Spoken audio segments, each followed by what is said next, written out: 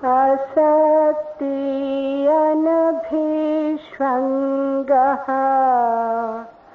पुत्रदारगृहादिषु नित्यं च समचित्तत्वम् इष्टानिष्टोपपत्तिषु मयि चानन्ययोगेन भक्तिरव्यभिचारिणी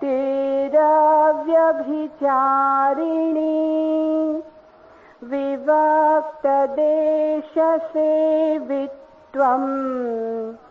आरतिः जनासिदि अध्यात्मज्ञाननित्यत्वम् तत्त्वज्ञानार्थदर्शनम् एतज्ज्ञानमिति प्रोक्तम् ज्ञानं ह्यदतोऽन्यथा।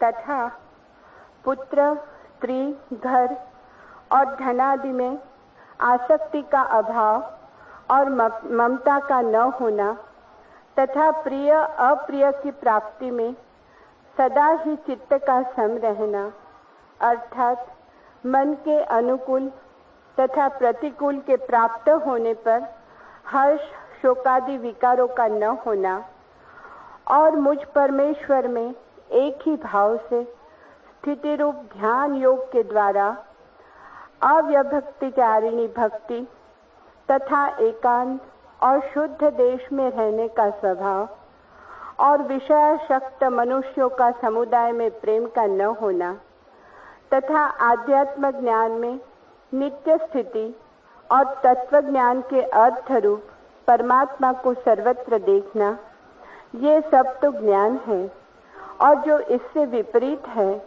वो अज्ञान है, ऐसे कहा गया है।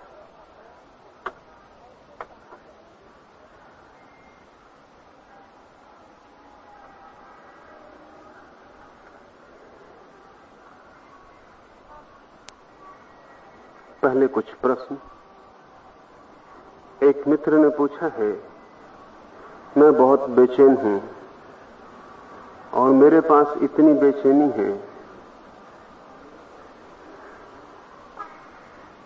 कि सारी शक्ति इस बेचैनी में ही समाप्त हो जाती, तो मैं इस बेचैनी का क्या उपयोग कर सकता हूं और इस बेचैनी का कारण क्या है?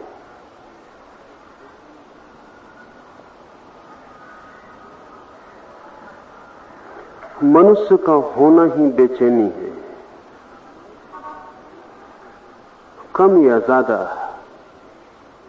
लेकिन ऐसा मनुष्य खोजना कठिन है जो बेचैन ना हो। मनुष्य बेचैन होगा ही। नीत्शे ने कहा है कि मनुष्य ऐसे है जैसे एक पुल दो किनारों पर टिका हुआ, बीच में अधर लटका हुआ। पीछे पशु का जगत है और आगे परमात्मा का आयाम, और मनुष्य बीच में लटका हुआ है। वो पशु भी नहीं है और अभी परमात्मा भी नहीं हो गया है। पशु होने से थोड़ा ऊपर उठाया है, लेकिन उसकी जड़ें पशुता में फैली हुई हैं और किसी भी मूर्छा के क्षण में वो वापस पशु हो जाता। और आगे विराट परमात्मा की संभावना है, उसमें से दिव्यता के फूल खिल सकते हैं। भविष्य, वो भविष्य भी खींचता है, अतीत खींचता है, क्योंकि अतीत में हमारा अनुभव, हमारी जड़ें, और भविष्य भी खींचता है क्योंकि भविष्य में हमारी संभावना और आशा है। और मनुष्य भविष्य और अतीत के बीच में एक तनाव है। कोई जानवर इतना बेचैन नहीं है जितना मनुष्य। पशुओं की आंखों में झांके, कोई बेचैनी नहीं है, कोई अशांति नहीं है। पशु अपने होने से राजी, कुत्ता कुत्ता है, बिल्ली बिल्ली है, शेर शेर है। और आप किसी शेर से ये नहीं कह सकते कि तू कुछ कम शेर है, या किसी कुत्ते से भी नहीं कह सकते कि तू कुछ कम कुत्ता है। लेकिन आदमी से आप कह सकते हैं कि तू कुछ कम आदमी। सभी आदमी बराबर आदमी नहीं है, लेकिन सभी कुत्ते बराबर कुत्ते हैं। कुत्ता जन्म से ही कुत्ता है, आदमी जन्म से केवल एक बीज है। हो भी सकता है, ना भी हो। आदमी को छोड़कर सभी पशु पूरे के पूरे पैदा होते हैं। आदमी अधूरा है, उस अधूरे में बेचैनी है। और पूरे होने के दो रास्ते, या तो आदमी वापस नीचे गिर के पशु हो जाए तो थोड़ी राहत मिलती।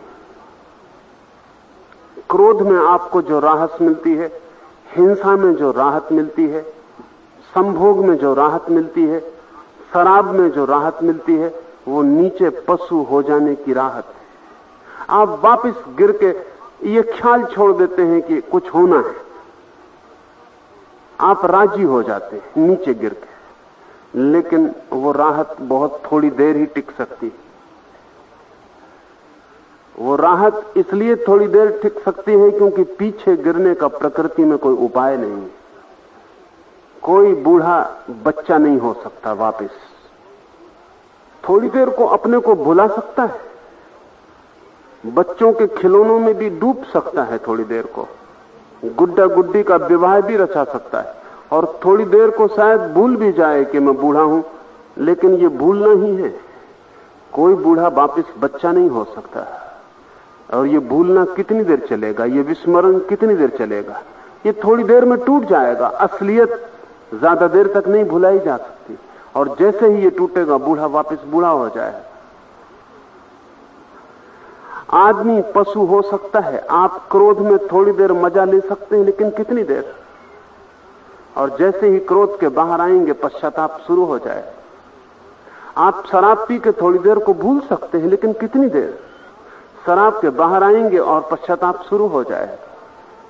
जितने भी मूर्छा की विधियां हैं, वो पशु होने के मार्ग हैं।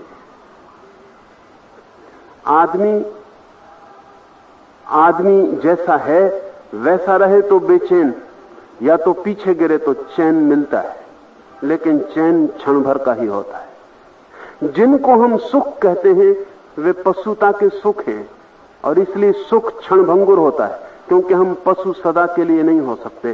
पीछे लौटने का कोई उपाय नहीं है, आगे जाने का ही एकमात्र उपाय है।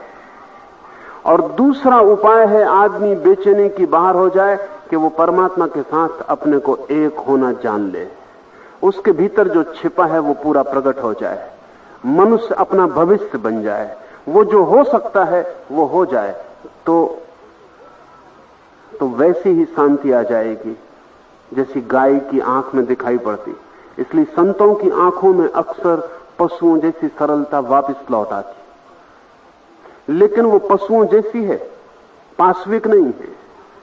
पशु भी शांत है, इसलिए शांत है कि अभी उसे बेचैनी का बोध ही नहीं हुआ, अभी विकास का ख्याल पैदा नहीं हुआ, अभी आगे बढ़ने की आकांक्षा पैदा नहीं हुई, अभी आकाश को छूने और स्वतंत्रता की तरफ उड़ने के पंख नहीं लगे, अभी स्वप्न नहीं पैदा हुआ सत्य का, वो सोया हुआ है।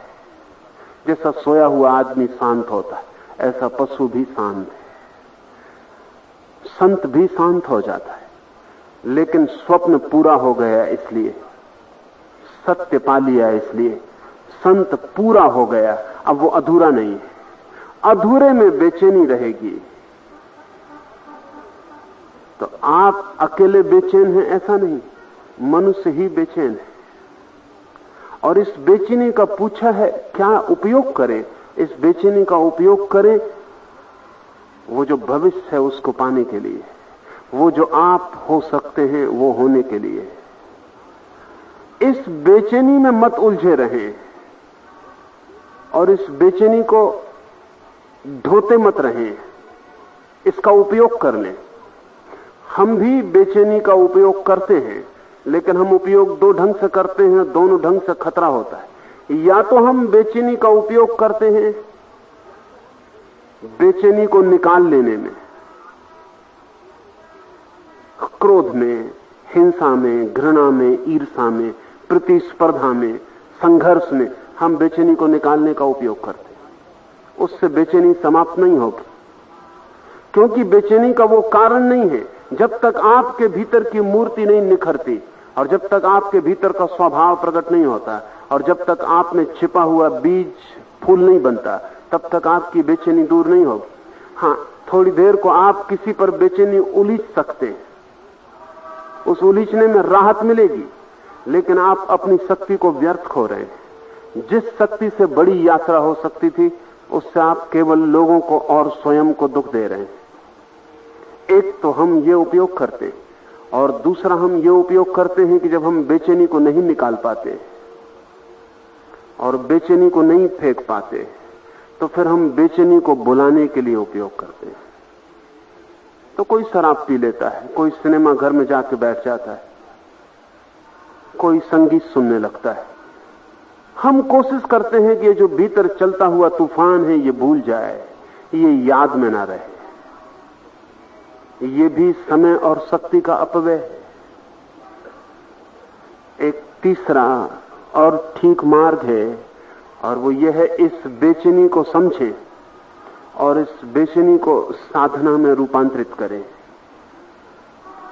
ये बेचैनी साधना बन सकती है, इसे बुलाने की कोई जरूरत नहीं, और न इसे रुग्ण और हिंसा के मार्गों पर प्रकट करने की जरूरत है। इस बेचैनी का आध्यात्मिक उपयोग हो सकता है। ये बेचैनी सीढ़ी बन सकती है, ये बेचैनी शक्ति है, ये उबलता हुआ ऊर्जा का प्रवाह है। इस प्रवाह को आप ऊपर की तरफ ले जा सकते हैं। छोटे से प्रयोग करें, आपको ख्याल नहीं होगा। आपको क्रोध आ जाए तो आप सोचते हैं एक ही रास्ता है कि क्रोध को प्रकट करो, या एक रास्ता है कि क्रोध को दबा लो और पी जाओ। लेकिन पी गया क्रोध आगे पीछे प्रकट होगा। पी गया क्रोध पिया नहीं जा सकता, वो जहर उबलता ही रहेगा और कहीं ना कहीं निकलेगा।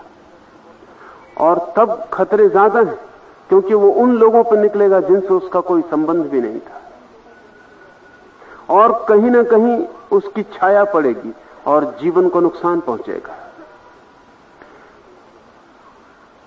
माइकलएंजेलो ने लिखा है कि जब भी मुझे क्रोध पकड़ लेता है, तब मैं छेनी उठा के अपनी मूर्ति को बनाने में लग जाता हूं, पत्थर तोड़ने लगता हूं। और लिखा है माइकलएंजेलो ने कि मैं हैरान हो जाता हूं कि 5-7 मिनट पत्थर तोड़ने के बाद मैं पाता हूं कि मैं हल्का हो गया, क्रोध तिरोहित हो गया, किसी आदमी को तोड़ने की जरूरत नहीं रही। मनोवैज्ञानिक कहते हैं कि जब आपको क्रोध आए तो आप छोटे से प्रयोग करें और आप हैरान होंगे कि क्रोध नई यात्रा पर निकल सकता है। माइकलएंजेलो मूर्ति बना लेता है क्रोध से, सृजनात्मक हो जाता है क्रोध। मनोवैज्ञानिक कहते हैं कि आपको क्रोध आए तो आप इतना ही करें कि जोर से मुट्ठी बांधें 5 बार और खोलें, और आपका क्रोध तिरोहित हो जाए। आप कहेंगे इतना आसान नहीं, लेकिन करके देखें। जितने जोर से मुट्ठी बांध सकते हो पूरी ताकत लगा दें और खोलें, फिर बांधें और खोलें, और 5 बार, और फिर लौट के अपने भीतर देखें कि क्रोध कहां है। आप हैरान होंगे कि क्रोध हल्का हो गया या खो भी गया या समाप्त भी हो गया। जापान में वे सिखाते हैं बच्चों को कि जब भी क्रोध आए तब तुम गहरी सांस लो और छोड़ो। आप एक 15-20 सांस गहरी लेंगे और छोड़ेंगे और आप पाएंगे क्रोध विलीन हो गया। न तो उसे दबाना पड़ा और न किसी पर प्रकट करना पड़ा, और 20 गहरी सांस स्वास्थ्य के लिए लाभपूर्ण, वो सृजनात्मक हो गए। जो बंधे हुए रास्ते हैं वे ही आखिरी रास्ते नहीं। अध्यात्म जीवन की समस्त बेचैनी का नया उपयोग करना सिखाता है। जैसे जब आपको क्रोध आए तो आप आंख बंद कर लें और क्रोध पर ध्यान करें मुट्ठी बांध के भी शक्ति व्यर्थ होगी। श्वास लेंगे तो थोड़ा सा उपयोग होगा स्वास्थ्य के लिए, मूर्ति बनाएंगे तो थोड़ा सा सृजनात्मक काम होगा। लेकिन क्रोध जब आए तो आंख बंद करके क्रोध पर ध्यान करें, कुछ भी ना करें, सिर्फ क्रोध को देखें कि क्रोध क्या है, क्रोध का दर्शन करें, साक्षी बन के बैठ जाएं, जैसे कोई और क्रोध में है और आप देख रहे हैं, और अपनी क्रोध से भरी प्रतिमा को पूरा का पूरा निरीक्षण करें। थोड़े ही निरीक्षण में आप पाएंगे क्रोध समाप्त हो गया, क्रोध विलीन हो गया। जैसा मुट्ठी बांधने से विलीन होता है, पत्थर तोड़ने से विलीन होता है, वैसा निरीक्षण से भी विलीन होता है। लेकिन निरीक्षण से जब विलीन होता है क्रोध, तो क्रोध में जो शक्ति छिपी थी वह आपकी अंतरात्मा का हिस्सा हो जाती है। जब मुट्ठी से आप क्रोध को विलीन करते हैं तो शक्ति बाहर चली जाती है, जब आप पत्थर तोड़ते हैं तो भी बाहर चली जाती है। लेकिन जब आप सिर्फ शुद्ध निरीक्षण करते हैं, सिर्फ एक विटनेस होकर भीतर रह जाते हैं कि क्रोध उठा है, मैं इसे देखूंगा और कुछ भी ना करूंगा, इस क्रोध के पक्ष में विपक्ष में कुछ भी ना करूंगा, सिर्फ देखूंगा। ये भी ना कहूंगा कि क्रोध बुरा है, ये भी ना कहूंगा कि क्रोध नहीं करना चाहिए, ये भी ना कहूंगा कि मुझे क्रोध क्यों होता है, मैं सिर्फ देखूंगा। जैसे आकाश में एक बादल जा रहा हो, ऐसे भीतर क्रोध के बादल को देखूंगा। जैसे रास्ते से कोई गुजर रहा हो, ऐसे भीतर से गुजरते क्रोध को देखूंगा, सिर्फ देखूंगा, कुछ करूंगा नहीं। और आप चकित हो जाएंगे, कुछ ही क्षणों में देखते ही देखते क्रोध शांत हो गया है, और वो जो क्रोध की शक्ति थी वो आपको भीतर उपलब्ध हो गई। ज्ञानी जीवन की समस्त बेचैनी को निरीक्षण और साक्षी के द्वारा अंतर यात्रा के उपयोग में ले आता है। वो फ्यूल बन जाती, वो ईंधन बन जाती। और इसलिए कई बार ऐसा हुआ है कि महाक्रोधी क्षण भर में आध्यात्मिक हो गए। हमने वाल्मीकि की कथा सुनी, ऐसी बहुत कथाएं, और हमें हैरानी होती है कि इतने क्रोधी, हिंसक, हत्यारे तरह के व्यक्ति क्षण भर में कैसे आध्यात्मिक जीवन में प्रवेश कर गए। राज, उसका रहस्य यही है। असल में अगर आपके पास क्रोध की शक्ति भी नहीं है तो आपके पास ईंधन भी नहीं है, आप उपयोग क्या करिएगा। इसलिए साधारण क्रोधी आध्यात्मिक नहीं हो पाता, ख्याल रखना। साधारण काम वासना से भरा व्यक्ति आध्यात्मिक नहीं हो पाता, साधारण दुष्टता से भरा व्यक्ति आध्यात्मिक नहीं हो पाता। उसके पास जो कुछ भी है उसमें वो कुनकुना ही हो सकता है, उबल नहीं सकता है, उसके पास शक्ति छीन है। इसलिए आप घबराना मत। अगर बेचैनी ज्यादा है, सौभाग्य है। अगर काम वासना प्रगाढ़ है, सौभाग्य है। अगर क्रोध भयंकर है, बड़ी परमात्मा की कृपा है। इसका अर्थ है कि आपके पास ईंधन है। अब ये दूसरी बात है कि ईंधन से आप यात्रा करेंगे कि घर जला लेंगे, इसमें जल मरेंगे या इस ऊर्जा का उपयोग करके यात्रा पर निकल जाएंगे, ये आपके हाथ में। परमात्मा ने जो भी दिया है वो सभी उपयोगी है, चाहे कितना ही विकृत दिखाई पड़ता हो और चाहे कितना ही खतरनाक और पापपूर्ण मालूम पड़ता हो, जो भी मनुष्य को मिला है उस सब की उपयोगिता है। और अगर उपयोग आप न कर पाए तो आपके अतिरिक्त और कोई जिम्मेवार नहीं है। कुछ लोग हैं जिनको अगर खाद दे दिया जाए तो घर में ढेर लगा के गंदगी भर लेंगे, उनका घर दुर्गंध से भर जाएगा। और कुछ लोग हैं जो खाद को बगीचे में डाल देंगे और उसी खाद से फूल निकल आएंगे और उनका घर सुगंध से भर जाएगा। जो खाद को ही संभाल के बैठ जाएंगे वो भगवान को गाली देंगे कि ये क्या हम पर, ये किस भांति का अभिशाप कि ये खाद हमारे ऊपर डाल दिया है। जो जानते हैं वे खाद से फूल निर्मित कर लेते हैं। फूलों की जो सुगंध है वो खाद की ही दुर्गंध है। फूलों में जो रंग है वो खाद का ही, वो सब खाद ही रूपांतरित हुआ है। मनुष्य के पास क्रोध, घृणा, हिंसा खाद। अध्यात्म का फूल खिल सकता है अगर आप थोड़े से साक्षी को जगाने की कोशिश करें। साक्षी भाव माली बन जाता है। तो बेचैनी से घबराएं मत, अशांति से घबराएं मत। भीतर पागलपन उबलता हो, भयभीत ना हो, उसका उपयोग करें, उसके साक्षी होना शुरू हो जाए। और जब भी कोई चीज भीतर पकड़े तो उसको अवसर समझें कि वो ध्यान का एक मौका है, उस पर ध्यान करें। लेकिन हम उल्टा करते हैं, जब क्रोध आ जाए तो हम राम राम जपते हैं, हम सोचते हैं कि हम ध्यान कर रहे हैं। राम राम जपना तो सिर्फ डायवर्शन, वो तो क्रोध उबल रहा है, आप अपने मन को कहीं और लगा रहे हैं ताकि इस क्रोध में ना उलझने पड़े। ये तो इस तरह राम राम जप के आप सिर्फ अपने को थोड़ी देर के लिए बचा रहे हैं, मस्तिष्क को हटा रहे हैं, लेकिन क्रोध वहां पड़ा है, वो बदलेगा नहीं। आपके हटने से नहीं बदलेगा, आपके जम जाने से और देखने से बदलेगा। आपकी पीठ आप कर लेंगे तो क्रोध और घाव बना देगा भीतर, और जड़ें जमा लेगा। आप अपनी दोनों आंखें क्रोध पर गड़ा दें, और ये क्षण है कि आप होशपूर्वक क्रोध को देख लें। काम वासना मन को पकड़े तो भागे मत, घबराएं मत, राम राम मत जपें, काम वासना को सीधा देखें। सीधा साक्षात्कार जरूरी है वासनाओं का। लेकिन भागोगे कहां? बुरा तुम्हारे भीतर है, वो तुम्हारे साथ चला जाएगा। अपने से भागने का कोई भी रास्ता नहीं। अगर बुराई कहीं बाहर होती तो हम भाग भी जाते, वो हमारे भीतर खड़ी, उसको बदलना पड़ेगा, इस खाद का उपयोग करना पड़ेगा। और इसका उपयोग करना बहुत कठिन नहीं। कठिनाई सिर्फ दो है। एक कि हम पहले से ही दुर्भाव बनाए बैठे। जो आदमी खाद का दुश्मन बना बैठा है वो खाद का उपयोग न कर पाएगा। हम पहले से ही माने बैठे हैं क्रोध बुरा है, घृणा बुरी है, सब बुरा है, और उस सब से हम भरे। बुरे की जो धारणा है वो देखने नहीं देती। बुरे की जो धारणा है वो निष्पक्ष विचार नहीं करने देती। बुरे की जो धारणा है वो समझने के पहले ही भागने और लड़ने में लगा देती। तो एक तो धारणाएं छोड़े, निर्धारणा पूर्वक देखना शुरू करें। तथ्य उन्हीं के सामने प्रकट होते हैं जो बिना धारणा के उन्हें देखते। जो धारणा से देखते हैं वो तो अपनी ही धारणा को परिपुष्ट कर लेते हैं। दूसरी बात, भागने की आदत छोड़ें।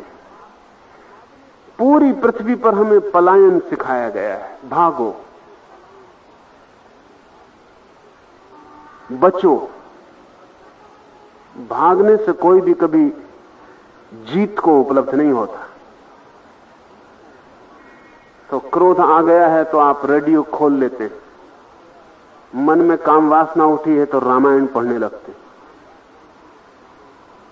घृणा मन में उठ गई है, हिंसा का भाव आता है तो मंदिर चले जाते। भागे मत, भागने से कुछ भी ना होगा। वो जो छिपा है भीतर वो मजबूत होता रहेगा।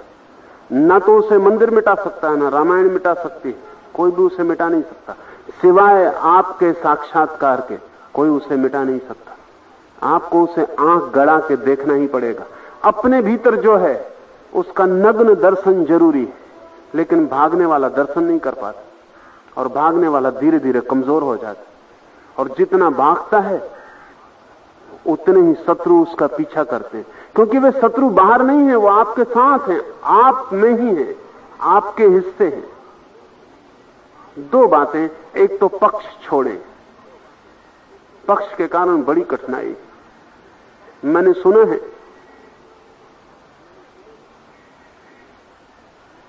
कि ऑक्सफोर्ड यूनिवर्सिटी में एक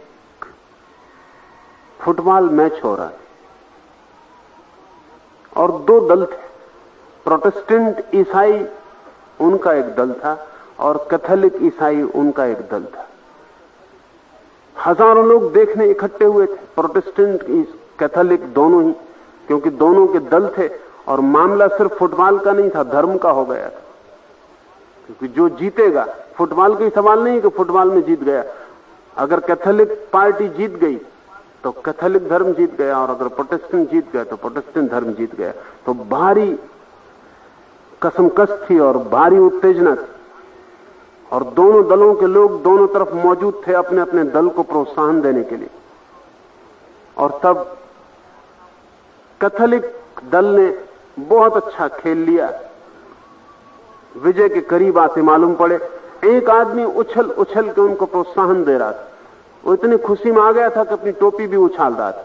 उसके पास के लोगों ने समझा कि कैथोलिक मालूम पड़ता है। फिर हवा बदली और प्रोटेस्टेंट दल तेजी से जीतता हुआ मालूम पड़ने लगा, लेकिन वो जो आदमी टोपी उछाल रहा था वो अब भी टोपी उछालता रहा और नाचता रहा।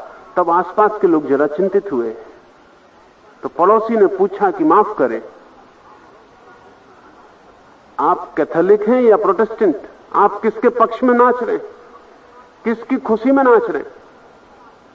क्योंकि पहले जब कैथोलिक जीत रहे थे तब भी आप टोपी उछाल रहे थे, तब भी बड़े आप आनंदित हो रहे थे, और अब जबकि कैथोलिक हार रहे हैं और प्रोटेस्टेंट जीत रहे हैं तब भी आप आनंदित हो रहे हैं। तो आप किसके पक्ष में आनंदित हो रहे हैं? उस आदमी ने कहा, मैं किसी के पक्ष में आनंदित नहीं हो रहा, मैं तो खेल का आनंद ले रहा हूं।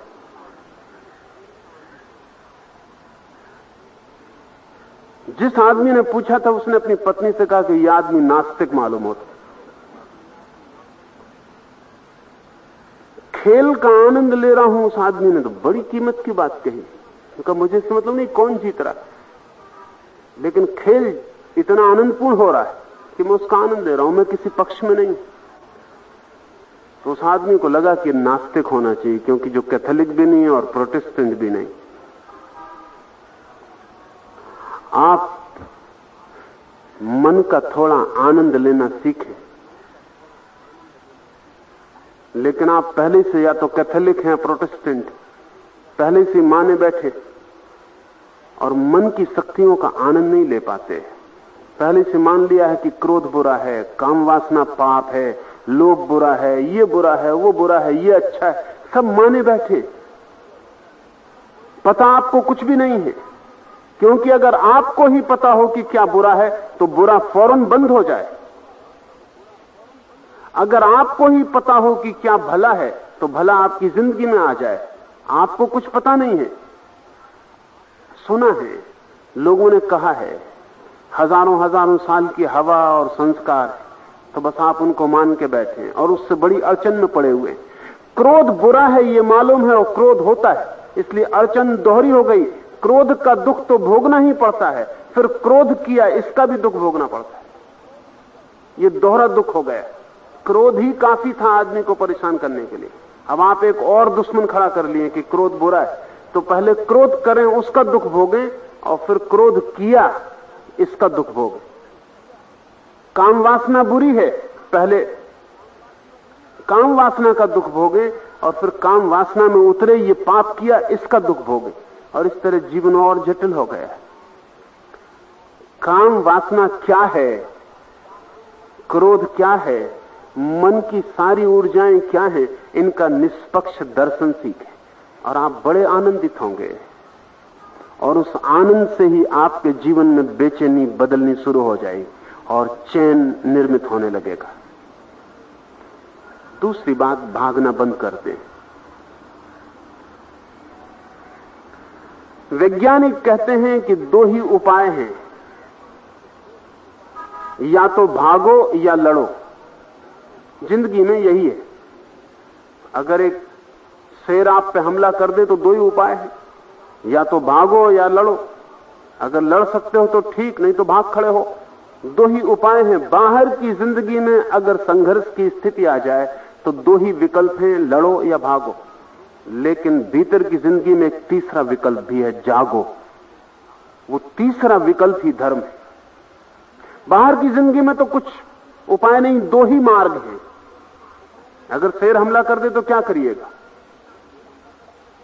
या तो लड़िए या भागिए, दो में से कुछ चुनना ही पड़ेगा।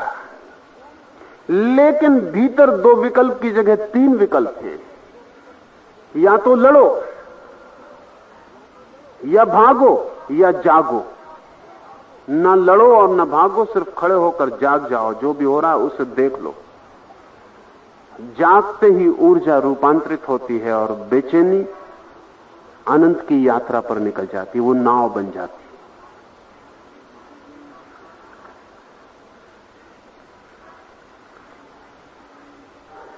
एक दूसरे मित्र ने पूछा है कि मन वाणी की सरलता अर्थात भीतर बाहर एक जैसा होना धार्मिकता व ज्ञान का लक्षण आपने कहा। यदि व्यक्ति जो भीतर है वैसा ही व्यवहार बाहर भी करने लगे तो वर्तमान समाज व नीति व्यवस्था में बड़ी अराजकता का आना अवसंभावी दिखता है। इस अराजकता से बचने का क्या कोई मध्य मार्ग या किसी नैतिक अनुशासन को आप जरूरी नहीं मानते? पहली तो बात ये समझ लेनी चाहिए कि इसके पहले कि आप समाज के संबंध में सोचें, स्वयं के संबंध में सोचें। तत्क्षण लोग समाज के संबंध में सोचना शुरू कर देते हैं कि समाज में क्या होगा। पहली विचारणा तो यह है कि आप में क्या हो रहा है। दूसरी विचारणा समाज की हो सकती है। तो पहले तो ये ठीक से समझ लें कि जब तक जो आपके भीतर है आप बाहर प्रकट नहीं करते तो आप झूठे होते जा रहे हैं, झूठे हो गए, एक कागज की प्रतिमा हो गए। असली आदमी भीतर दबा है और झूठा आदमी ऊपर आपकी छाती पे चढ़ा है।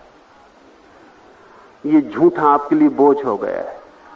इस झूठ की परत बढ़ती चली जाती है और जितनी इस झूठ की परत बढ़ती जिंदगी उतनी बुरी, बेहूदी, निराश, उबाने वाली हो जाती, क्योंकि केवल स्वभाव के साथ ही रस का संबंध हो सकता है। झूठ के साथ जीवन में कोई रस, कोई अर्थ नहीं जुड़ पाता। तो पहले तो ये देखें कि आप भीतर जो है उसे बाहर न लाके आप झूठे हो गए, और आप ही झूठे नहीं हो गए, सभी झूठे हो गए। इसलिए हमने एक समाज निर्मित किया है जो झूठ का समाज। जब व्यक्ति झूठा होगा तो समाज भी झूठा होगा, और जब व्यक्ति का आधार ही झूठ होगा तो समाज की सारी व्यवस्था झूठ हो जाएगी।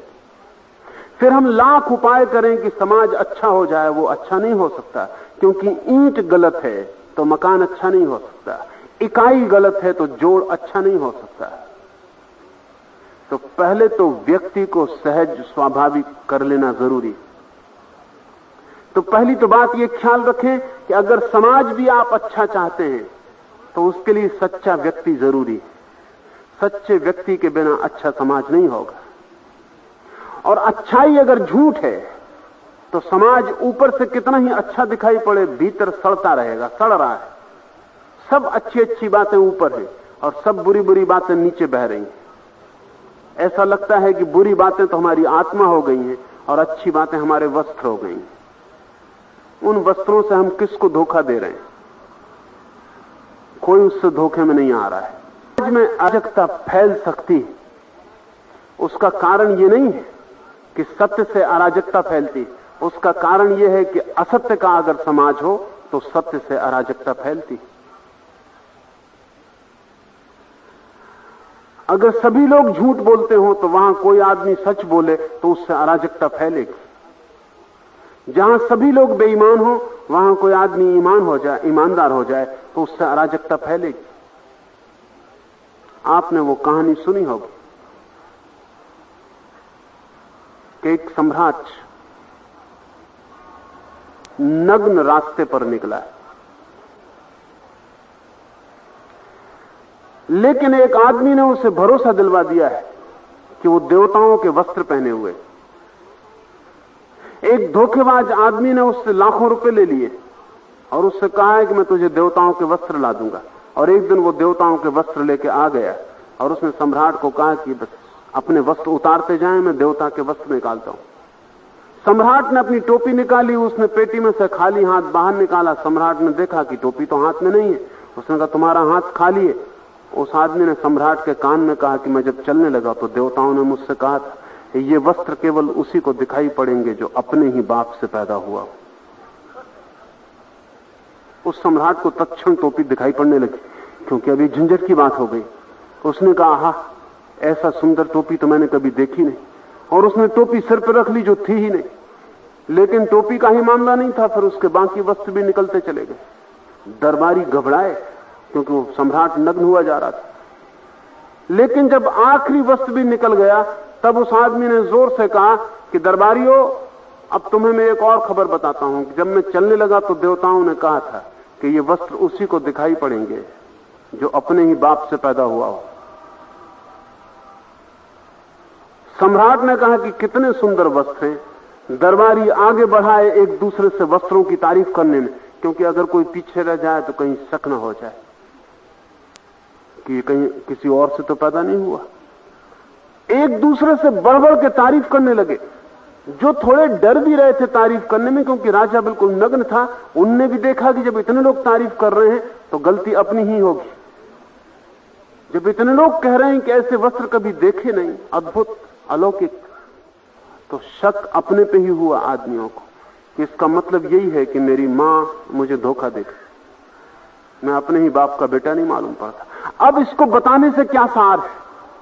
वो भी आदमी आगे बढ़ के तारीफ करने लगा। ये हालत सभी की थी, लेकिन उस बेईमान आदमी ने कहा कि देवताओं ने कहा है कि पहली दफे पृथ्वी पर ये वस्त्र जाते तो इनका जुलूस निकलना जरूरी। रथ तैयार करवाएं और राजधानी में जुलूस निकलेगा। राजधानी में हवा की तरह खबर फैल गई कि सम्राट को देवता के वस्त्र मिले हैं, लेकिन एक शर्त, उसी को दिखाई पड़ते हैं जो अपने ही बाप से पैदा हो। लाखों लोग रास्तों के किनारे खड़े थे, सभी को वस्त्र दिखाई पड़ते थे। सिर्फ एक छोटा बच्चा जो अपने बाप के कंधे पर बैठा हुआ था, उसने अपने बाप के कान में नीचे कहा, लेकिन बाप, पिताजी राजा नंगा है। उसने कहा, चुप रहे ना समझ, अभी तेरी उम्र नहीं, जब तू बड़ा होगा तो अनुभव से तुझे भी वस्त्र दिखाई पड़ने लगे। वो लड़का अराजकता फैला रहा था, सारे नगर को, सबको वस्त्र दिखाई पड़ रहे थे। अगर सारा समाज झूठ को पकड़े हो तो सत्य अराजकता लाता है, लेकिन ऐसी अराजकता स्वागत के योग्य है। सन्यासी का अर्थ ही यही है कि वो समाज के झूठ के मानने को राजी नहीं है। सन्यासी अराजक, असामाजिक, वो ये कह रहा है कि तुम्हारे झूठ मानने को मैं राजी नहीं हूं, मैं उसी ढंग से जीऊंगा जिस ढंग से मुझे ठीक लगता है, चाहे इसके लिए मुझे कुछ भी कष्ट झेलना पड़े। वो कष्ट तपश्चर्या है। आप ये मत सोचे कि सत्य की यात्रा पर कोई कष्ट ना होगा। अगर ऐसा होता कि सत्य की यात्रा पर कोई कष्ट ना होता तो दुनिया में इतना झूठ होता ही नहीं। सत्य की यात्रा पर कष्ट है, इसलिए तो लोग झूठ के साथ राजी हैं। झूठ सुविधापूर्ण है, सत्य असुविधापूर्ण है। झूठ में कन्वीनियंस है, क्योंकि चारों तरफ झूठ है। वो बाप अपने बेटे से क्या कह रहा था? वो यही कह रहा था कि उपद्रव खड़ा मत कर। यही सुविधापूर्ण है। जब सबको वस्त्र दिखाई पड़ रहे हो तो अपने को भी वस्त्र देखना ही सुविधापूर्ण है। झंझट खड़ी करनी उचित नहीं है। ये जो कृष्ण का सूत्र है कि मन वाणी की सरलता, सहजता, ये आपको खतरे में तो ले ही जाएगी। खतरे में इसलिए ले जाएगी कि चारों तरफ जो लोग हैं वो मन वाणी से सरल नहीं है, जटिल है, छद्म, झूठ, चालाकी से भरे। वे वही नहीं कहते हैं जो कहना चाहते, वे वही नहीं प्रकट करते हैं जो प्रकट करना चाहते। और ये इतनी परतें हो गई हैं झूठ की कि उनको खुद भी पता नहीं कि वो क्या कहना चाहते, उनको खुद भी पता नहीं वो क्या करना चाहते, उनको खुद भी पता नहीं वो क्या कर रहे हैं। तो निश्चित ही जब कोई व्यक्ति ये निर्णय और संकल्प करेगा कि मैं सरल हो जाऊंगा, तो अड़चनें आएंगी, कठिनाइयां खड़ी होंगी। उन कठिनाइयों के डर से ही तो लोग झूठ के साथ राजी। साधक का अर्थ है कि वो इन कठिनाइयों को झेलने को राजी होगा। इसका यह अर्थ नहीं है कि आप जानबूझ के समाज में अराजकता फैलाएं। इसका यह भी अर्थ नहीं है कि आप जानबूझ के लोगों को परेशानी में डालें। इसका कुल इतना अर्थ है कि जब भी आपके सामने ये सवाल उठे कि मैं अपनी आत्मा को बेचूं और सुविधा को खरीदूं या सुविधा को तोड़ने दूं और आत्मा को बचाऊं, तो आप आत्मा को बचाना और सुविधा को जाने देना। ये कोई जरूरी नहीं है कि आप 24 घंटे उपद्रव खड़ा करते रहें, लेकिन इतना ख्याल रखना जरूरी है कि आत्मा न बेची जाए किसी भी कीमत पर। सुविधा के मूल्य पर स्वयं को न बेचा जाए, इतना ही ख्याल रहे तो आदमी धीरे धीरे सरलता को उपलब्ध हो जाता है। और कठिनाई शुरू में ही होगी। एक बार आपको सत्य के साथ तालमेल बैठ जाएगा तो कठिनाई नहीं होगी। सच तो यह है, तब आपको पता चलेगा कि झूठ के साथ मैंने कितनी कठिनाइयां झेली और व्यर्थ झेली, क्योंकि उनसे मिलने वाला कुछ भी नहीं। सत्य के साथ झेली गई कठिनाई का तो परिणाम है, फल है। झूठ के साथ झेली गई कठिनाई का कोई परिणाम नहीं, कोई फल नहीं। एक झूठ बोलो तो 10 झूठ बोलने पड़ते हैं, क्योंकि एक झूठ को बचाना हो तो 10 झूठ की दीवार खड़ी करनी जरूरी है, और फिर 10 झूठ के लिए 1000 बोलने पड़ते हैं, और इस सिलसिले का कोई अंत नहीं होता। और एक झूठ से हम दूसरे पर पोस्टपोन करते जाते हैं, कहीं पहुंचते नहीं। सत्य के लिए कोई इंतजाम नहीं करना होता है। सत्य के लिए कोई दूसरे सत्य का सहारा नहीं लेना पड़ता है। वाइल्ड ने लिखा है कि झूठ बोलना केवल उन्हीं के लिए संभव है जिनकी स्मृति बहुत अच्छी हो। जिनकी स्मृति कमजोर हो उन्हें भूल के झूठ नहीं बोलना चाहिए, क्योंकि झूठ में बहुत हिसाब रखना पड़ेगा। एक झूठ बोल दिया तो फिर उसका हिसाब रखना पड़ता है सदा, फिर उसी झूठ के हिसाब से सब बोलना पड़ता है। तो वाइल्ड ने लिखा है कि मेरी चूंकि स्मृति कमजोर है, इसलिए मैं सत्य का ही भरोसा करता हूं, क्योंकि उसे बोलने में याद रखने की कोई जरूरत नहीं। झूठ के लिए स्मृति तो मजबूत चाहिए। इसलिए अक्सर ऐसा हो जाता है कि जो समाज अशिक्षित है वहां झूठ कम प्रचलित होता है, क्योंकि झूठ के लिए शिक्षित होना जरूरी है। जो समाज असभ्य है वो कम बेईमान होते हैं, क्योंकि बेईमानी के लिए जितनी कुशलता चाहिए वो उनके पास नहीं होती। जैसे ही लोगों को शिक्षित करो बेईमानी बढ़ने लगती है, उसी अनुपात में लोगों को शिक्षा दो उसी के साथ झूठ बढ़ने लगता है, क्योंकि अब वे कुशलता से झूठ बोल सकते हैं। झूठ के लिए कला चाहिए। सत्य के लिए बिना कला के भी सत्य के साथ जिया जा सकता है। झूठ के लिए आयोजन चाहिए। हम जिस समाज में जी रहे हैं वो सब आयोजित है। इस आयोजन के बीच से छूटना हो तो कठिनाई शुरू में होगी, लेकिन कठिनाई अंत में नहीं होगी।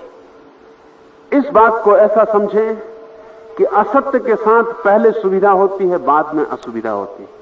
सत्य के साथ पहले असुविधा होती है, बाद में सुविधा होती है।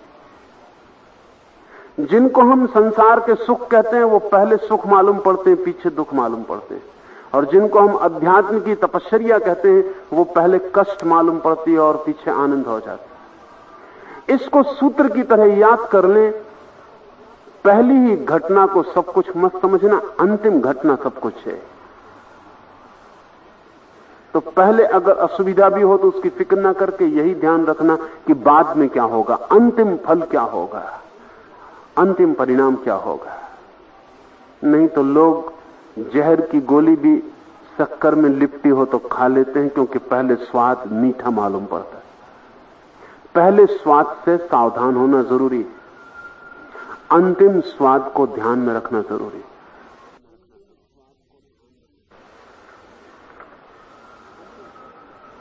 अंतिम प्रश्न एक और मित्र ने पूछा है कि अनेक सद्गुरुओं के व्यवहार व जीने के ढंग में श्रेष्ठता का अभिमान और दंभाचरण दिखाई पड़ता है। तथाकथित ज्ञानी व वास्तविक धार्मिक व्यक्ति को बाहर से कैसे पहचाना जाए, क्योंकि भीतर से पहचानना अत्यंत कठिन है। ये थोड़ा समझने जैसा है कि जब भी आपको समझने के लिए कुछ कहा जाता है तत्काल आप दूसरों के संबंध में सोचना शुरू कर देते। कृष्ण ने यह नहीं कहा है कि ज्ञानी का लक्षण यह है कि वो पता लगाए कि कौन दंभाचरण में है और कौन नहीं। कृष्ण ने यह नहीं कहा है कि ज्ञानी इसका पता लगाने निकलता है कि कौन गुरु दंभी है और कौन गुरु दंभी नहीं। कृष्ण ने कहा है कि तुम दंभाचरण में हो या नहीं इसकी फिक्र करना। लेकिन हमें अपनी तो फिक्र ही नहीं। हम जैसे निस्वार्थ आदमी खोजना बहुत कठिन। हमें अपनी बिल्कुल फिक्र नहीं, हमें सारी दुनिया की फिक्र। कौन सदगुरु दंभाचरणी है इसका कैसे पता लगाएं। मुझे एक कहानी याद आती। मैंने सुना एक गांव में शराब के खिलाफ बोलने के लिए एक महात्मा का आगमन हुआ। उनका देश शराब के विपरीत सप्ताह मना रहा था। तो महात्मा ने बहुत समझाया, शराब के खिलाफ बहुत सी बातें समझाई, और फिर जोर देने के लिए उसने कहा कि तुम्हें पता है गांव में सबसे बड़ी हवेली किसकी है? शराब बेचने वाले की, और पैसा उसका कौन चुकाता है? तुम। और तुम्हें पता है कि गांव में किसकी स्त्री सबसे ज्यादा कीमती गहने पहनती है? शराब बेचने वाले की, और उसका मूल्य तुम अपने खून से चुकाते हो। जब सभा पूरी हो गई तो एक जोड़ा पति और पत्नी उसके पास आया और महात्मा के चरणों में सिर रखकर उन्होंने कहा कि आपकी बड़ी कृपा है, आपने जो उपदेश दिया उससे हमारा जीवन बदल गया। तो महात्मा ने कहा कि बड़ी खुशी की बात है, क्या तुमने शराब न पीने का तय कर लिया? उन्होंने कहा कि नहीं, हमने एक शराब की दुकान खोलने का तय कर लिया। आपने ऐसी हृदय को चोट पहुंचाने वाली बातें कही कि अब हम सोचते हैं सब धंधा छोड़कर शराब ही बेचने का धंधा कर लेंगे। सुना है मैंने, एक गांव में एक बहुत बड़ा कंजूस धनपति था, उससे कभी कोई दान मांगने में सफल नहीं हो पाया था, और गांव में बड़ी तकलीफ थी, कोई प्लेग फैल गई थी, कोई बीमारी आ गई थी, तो मजबूरी की वजह से दान मांगने लोग उसके घर भी गए। उन्होंने दान की प्रशंसा में बहुत बातें कही, और उन्होंने कहा कि दान से बड़ा धर्म जगत में दूसरा नहीं, और ये समय ऐसी असुविधा का है कि आप जरूर कुछ दान करें। उस कंजूस ने कहा कि मुझे दान के संबंध में थोड़ा और समझाओ। जो चंदा मांगने आए थे बड़े प्रसन्न हुए, क्योंकि ये बड़ा शुभ लक्षण था, क्योंकि पहले तो वो दरवाजे नहीं खोलता था, भीतर भी आ जाए कोई दान मांगने तो तत्काल बाहर निकालता था। उसने कहा कि बैठो प्रेम से, मुझे जरा दान के संबंध में और थोड़ा समझाओ। उन्होंने कहा कुछ आशा है। ये पहला मौका था कि उसने दान मांगने वालों को इतने प्रेम से बिठाया। फिर तो उसने पानी वगैरह भी बुला के पिलाया और कहा कि जरा और मुझे दान के संबंध में पूरा ही समझा दो। वे समझे कि अब कोई दिक्कत नहीं रही, कहीं और दान मांगने न जाना पड़ेगा, सभी कुछ ये आदमी दे देगा, इसके पास इतना है कि ये अकेला भी काफी है गांव की बीमारी के मुकाबले में। जब वे सारी बात कह चुके तो उस कृपण कंजूस ने कहा कि मैं तुम्हारी बात से इतना प्रभावित हो गया हूं कि जिसका कोई हिसाब नहीं। तो उन्होंने कहा अब आपका क्या इरादा है? दान मांगने वाले एकदम मुंह बाके बोले कि अब आपका क्या इरादा है? उसने कहा इरादा क्या, मैं भी तुम्हारे साथ दान मांगने चलता हूं। जब दान इतनी बड़ी चीज है तो मैं भी लोगों को समझाऊंगा। कृष्ण कह रहे हैं कि दंभाचरण ज्ञानी का लक्षण नहीं है। आप पूछ रहे हैं कि कई दंभाचरणी, उनका कैसे पता लगाएं? कृष्ण का उनसे कुछ लेना देना नहीं। कृष्ण आपसे कह रहे हैं, और आप दूसरे का पता लगाएंगे कैसे? पहले तो कोई जरूरत नहीं है। दूसरा अपने दंभ के लिए कष्ट खुद पाएगा, आप कष्ट नहीं पाएंगे। अपने दंभ के कारण दूसरा नरक में जाएगा, आपको नहीं जाना पड़ेगा। अपने दंभ के कारण दूसरे का स्वर्ग का द्वार बंद होगा, आपका द्वार बंद नहीं होगा। आप क्यों परेशान हैं? दूसरा दंभी है या नहीं, ये उसकी चिंता है। आप कृपा करें और अपनी चिंता करें। अपने पर थोड़ी कृपा करनी जरूरी है।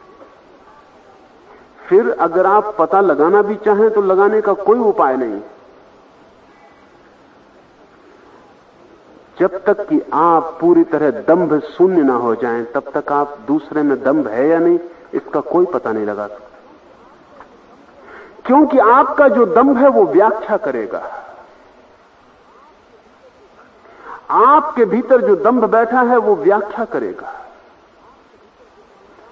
आपके भीतर जो अहंकार है उसके कारण आप दूसरे में भी कुछ देख लेंगे जो दूसरे में शायद ना भी हो। समझें ऐसा कि अगर आप कृष्ण के पास खड़े हो दंभ से भरे हुए, तो आपको कृष्ण की बातें बहुत दंभपूर्ण मालूम होंगी। कृष्ण अर्जुन से कहते हैं सब छोड़ के मेरी शरण आ। अब ये इससे ज्यादा अहंकार की और क्या बात हो सकती? सब छोड़, सर्वधर्मान परित्यज्य मामेकम शरणम व्रज। सब धर्म वर्म छोड़, मेरे चरण में आ जा, मेरी शरण आ जा। अगर आप ईमानदारी से कहें आप खड़े हो कृष्ण के पास तो आप कहेंगे ये आदमी हद का अहंकारी, इससे ज्यादा अहंकारी को कोई मिलेगा जो अपने ही मुंह से अपने चरणों में आने का प्रचार कर रहा है। आपके भीतर दंभ हो तो कृष्ण का ये वचन दंभपूर्ण मालूम होगा, और आपके भीतर दंभ ना हो तो कृष्ण का ये वचन करुणापूर्ण मालूम होगा। ये सिर्फ करुणा है कृष्ण की कि अर्जुन से कह रहे हैं तो व्यर्थ यहां वहां मत भटक। और यहां जोर चरणों का नहीं है, यहां जोर समर्पण का है। लेकिन दंभी आदमी को सुनाई पड़ेगा कि कृष्ण अपने पैरों का प्रचार कर रहे हैं कि मेरे पैरों में आ जा। कृष्ण सिर्फ इतना कह रहे हैं उससे कि तू झुकना सीख ले। पैरों में आना तो सिर्फ बहाना है, तू समर्पण की कला सीख ले, तू झुक जा। लेकिन आपको दंभपूर्ण मालूम पड़ेगा, आपके भीतर का दंभ होगा तो अड़चन देगा। इसलिए जब तक आपके भीतर का अहंकार न मिट जाए तब तक आप न जान पाएंगे कि कौन अहंकार शून्य है और कौन अहंकार शून्य नहीं।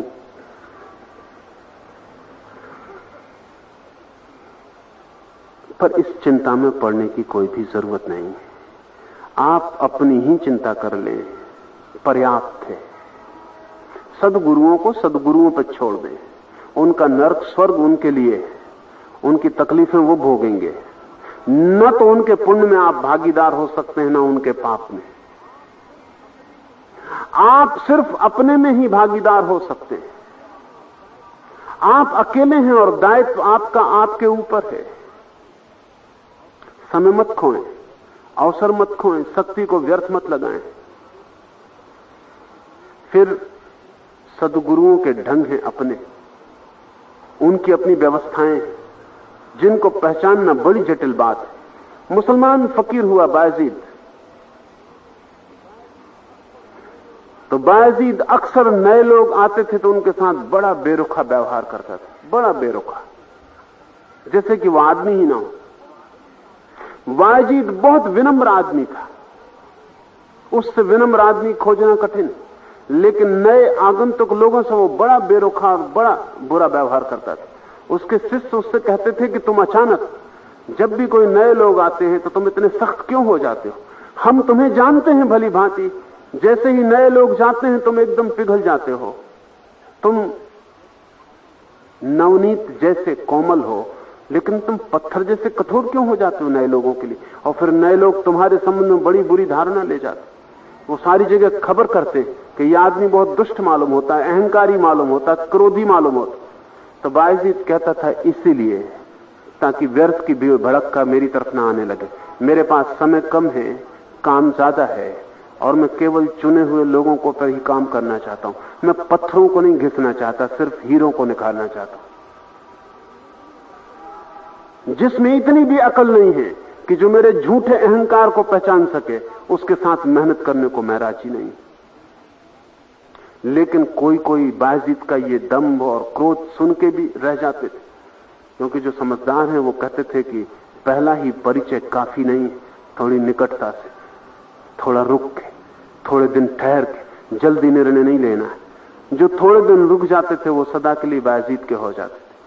अगर आप गए होते तो आप लौट गए होते।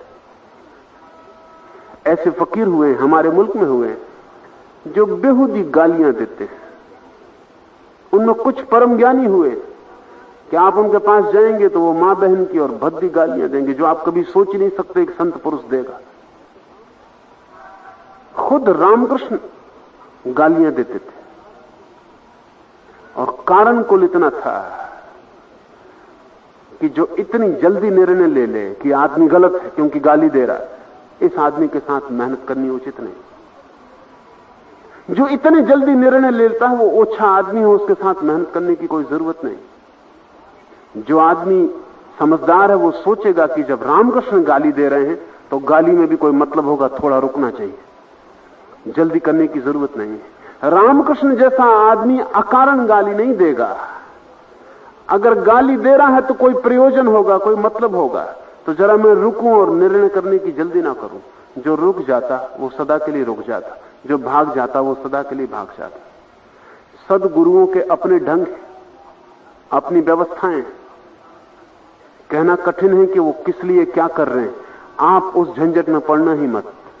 अगर आपको गुरु खोजना हो तो धैर्य पूर्वक, बिना निर्णय लिए निकट रहने की क्षमता जुटाना। और जितना बड़ा गुरु होगा उतनी ज्यादा धैर्य की परीक्षा लेगा, क्योंकि उतनी ही बड़ी संपदा देने के पहले वो आपकी पात्रता को पूरी तरह परख लेना चाहेगा।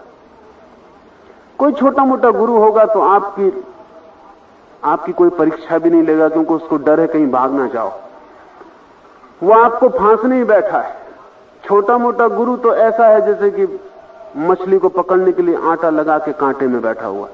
वो बड़ी प्यार से कहेगा आइए बैठिए, आपको सिर आंखों पर लेगा, आपके अहंकार को फुसलाएगा, आप राजी होंगे, लगेगा कि बढ़िया बात है, यह आदमी ऊंचा है, कितना विनम्र है कि मुझसे कहा आइए बैठिए, जिससे कोई नहीं कहता आइए बैठिए। इतने बड़े आदमी ने मुझसे कहा आइए बैठिए। आपको शायद पता ना हो, रूजवेल्ट जब अमेरिका का इलेक्शन जीता, प्रेसिडेंट का इलेक्शन जीतने के बाद उसने अपने पहले वक्तव्य में, किसी ने उससे पूछा कि आपके जीतने की जो विधियां आपने उपयोग की उसमें खास बात क्या थी, तो उसने कहा छोटे आदमियों को आदर देना। उसने 10,000 आदमियों को निजी पत्र लिखे थे। उनमें ऐसे आदमी थे कि टैक्सी ड्राइवर था जिसकी टैक्सी में बैठ के वो स्टेशन से घर तक आया होगा।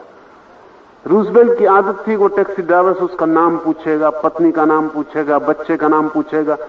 वो टैक्सी ड्राइवर तो आगे गाड़ी चला रहा है, पीछे देख नहीं रहा, लेकिन रूजवेल्ट नोट करता रहेगा पत्नी का नाम, बच्चे का नाम, बच्चे की तबीयत कैसी, बच्चा किस क्लास में पढ़ता है। एक तो टैक्सी ड्राइवर फूला नहीं समारा, पंडित नेहरू आपसे पूछ रहे हो तो।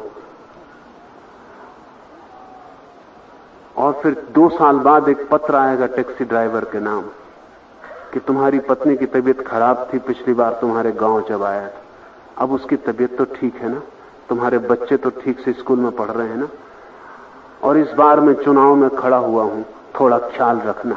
वो किसी भी पार्टी का हो, पागल हो गया वो। अब उसको दलमल का कोई सवाल नहीं है, अब रूजवेल्ट से निजी संबंध हो गया। वो ये कार्ड लेके घूमेगा। छोटे आदमी के अहंकार को फुसलाना राजनीतिक का काम है, संतों का काम नहीं।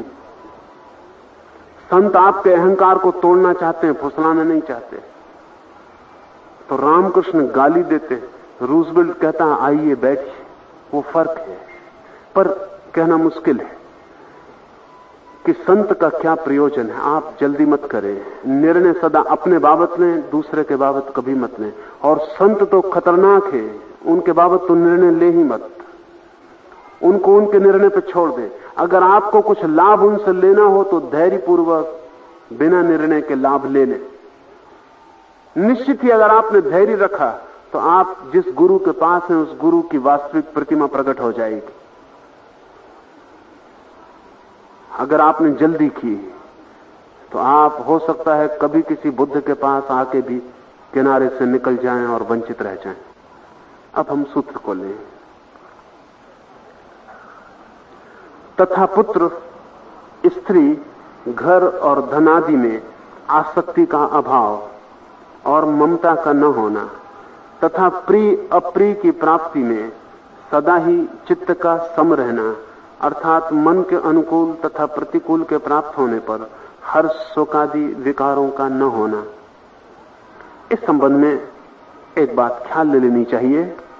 समता, दुख हो या सुख, प्रिय घटना घटे या अप्रिय, सफलता हो या असफलता, यश या अपयश, दोनों का बराबर मूल्य, दोनों में से किंचित भी एक को वांछनीय और एक को अवांछनीय न मानना ज्ञानी का लक्षण है। समत्व ज्ञानी की आधारशिला है। लेकिन यह होगा कैसे? क्योंकि जब सफलता मिलती है तो प्रीति कर लगती है। कोई हम तय थोड़ी करते हैं कि जब सफलता लगे मिले तो हम खुश हों। हम सफलता मिलते ही खुश हो जाते हैं। ये हमें खुश होने के लिए कुछ करना थोड़ी पड़ता है, ये हमारा कोई निर्णय थोड़ी है। जब प्रियजन घर आए तो हम प्रसन्न हो जाते हैं, कोई प्रसन्न होने के लिए चेष्टा थोड़ी करनी पड़ती। और जब कोई गाली दे, अपमान करे, तो हम दुखी हो जाते हैं। दुख होने के लिए हमें सोचना थोड़ी पड़ता है। चुनाव का मौका कहां है? जो होता है वो हम जब हो जाता तब हमें पता चलता है। जब हम दुखी हो जाते हैं तब पता चलता है कि दुखी हो गए। और कृष्ण कहते हैं समता। ये समता कैसे घटेगी? इसके घटना की प्रक्रिया है। वो प्रक्रिया ख्याल में लेनी चाहिए। कोई भी अनुभव भीतर पैदा हो, उसे अचेतन पैदा न होने दें, उसमें सजगता रखें। कोई गाली दे तो इसके पहले कि क्रोध आए, एक 5 क्षण के लिए बिल्कुल शांत हो जाएं।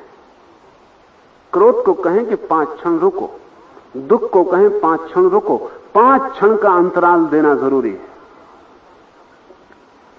तो आपके पास पर्सपेक्टिव, दृष्टि पैदा हो सकेगी। 5 क्षण बाद सोचें कि मुझे दुखी होना है या नहीं। दुख को चुनाव बनाएं, दुख को मूर्छित घटना न रहने दें, नहीं तो फिर आप कुछ भी ना कर पाएंगे। गुरजेफ ने लिखा है कि मेरे पिता ने मरते क्षण मुझे एक मंत्र दिया, उसी मंत्र ने मेरे पूरे जीवन को बदल दिया। मरते वक्त गुरजेफ तो बहुत छोटा था, 9 साल का था। पिता ने कहा मेरे पास देने को तेरे लिए कुछ भी नहीं, लेकिन एक संपत्ति मेरे पास है जिससे मैंने जीवन में परम आनंद अनुभव किया, वो मैं कुंजी तुझे दे जाता हूं। अभी तो तेरी समझ भी नहीं है कि तू समझ पाए, इसलिए अभी जो मैं कहता हूं तू सिर्फ याद रखना, किसी दिन समझ आएगी तो उस दिन समझ लेना। तो गुरजेफ के पिता ने कहा कि तो एक ही ख्याल रखना, कोई भी प्रतीति दुख की या सुख की तत्क्षण मत होने देना, थोड़ी जगह। अगर कोई गाली दे तो उससे कह के आना कि 24 घंटे बाद मैं जवाब दूंगा, और 24 घंटे बाद जवाब देना। अगर तुझे लगे कि छुरा भौंकना तो 24 घंटे बाद छुरा भौंक देना जाके, लेकिन 24 घंटे का बीच में अंतराल देना। गुरजेफ ने लिखा है कि मेरी पूरी जिंदगी बदल दी इस बात ने, क्योंकि मरते बाप की बात थी, इसके बाद बाप मर गया तो मन पर टकी रह गई, और एक आश्वासन दिया था बाप को तो पूरा करना था। तो किसी ने अगर गाली दी तो मैं कह के आया कि क्षमा करें, बाप को एक वचन दिया है, 24 घंटे भर बाद आपका जवाब दूंगा।